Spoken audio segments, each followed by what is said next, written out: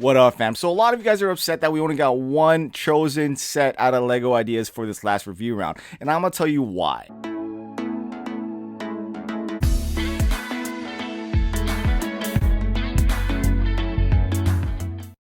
I'm gonna do this as quickly as possible so that way I can get to work, because I have to go to work right now. So this Lighthouse was chosen for the latest review round. Now if you look at this set specifically amongst the rest, there are maybe a few variables that you could probably figure out to why LEGO chose this set amongst the others. One, probably licensing. Half of these things are all like licensed themes.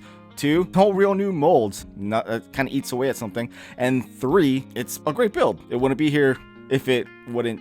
You know, for those of you that have run a business, or any of you who have managed one or worked for one and ever saw the numbers, every business has operating costs that they need to stay within, or they're going to be eating at their own profits, or even go into debt or being a negative. LEGO is no different. Every department, to include LEGO Ideas, has a budget constraint that they have to stay within in any given fiscal year. And remember, this set is going off of a budget for a year and a half from now, or a year from now. The sets you see right now are from a budget before fiscal year 2021, maybe 2019 probably. It takes a lot of time to design a set. You got to pay for a designer, multiple designers, their insurance, their costs, taxes, testing for when this goes out online, instructions, boxes, material, blah blah blah blah blah blah blah. And for a set to finally come out, something that's $250 with a license, probably had $500,000 to $1 million of work to be put into a set, and hopefully they'll get that back. Usually they do, based on how much they sell. Throwing numbers out there. But so LEGO Ideas is not exempt from that. The reason why we probably see sets like downgrade in size, in build, etc. Because LEGO has to make control over how much you're spending. If you're getting a $250 set right now, your next set's probably going to be a $50 set, because the last $250 had a license attached to that and 2-3 new molds. Now look at the LEGO Sesame Street.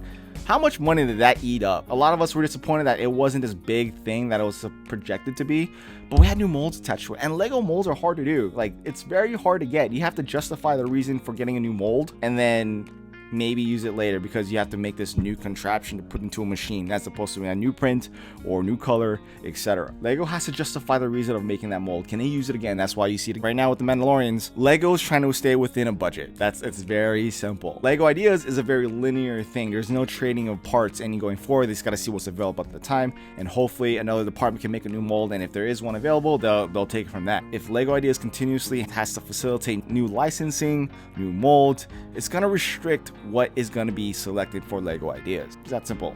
It's a budgetary thing. Realize that, guys. LEGO can't just make sets pop out of nowhere. They have to justify the cost it takes to make the set. And a lot of times, all these sets eat up a lot of their costs. A lot of LEGO Ideas lately have been licensed themes and or had new molds made. Eventually, LEGO's gonna have to chill out for a little bit to get themselves within the budget, so that way they can continue and move on to the following year. I don't think LEGO's gonna up a budget.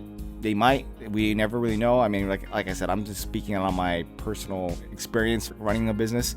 Like, there's a reason why these things happen, and that's the reason why LEGO Ideas is kind of throwing the leftovers to Bricklink, so that way in the Bricklink designer program, it's crowdfunded. Consumer pays for the set before it's even made. That's how, like, a lot of small businesses like to do their things. Sometimes there's something that's really expensive when you don't have the budget. So let me know what you guys think about my process. If you made it with me all the way to the end of this video, give me a thumbs up, thumbs down, like, comment, subscribe below, and I'll see you on the next video. Alright, guys. Peace.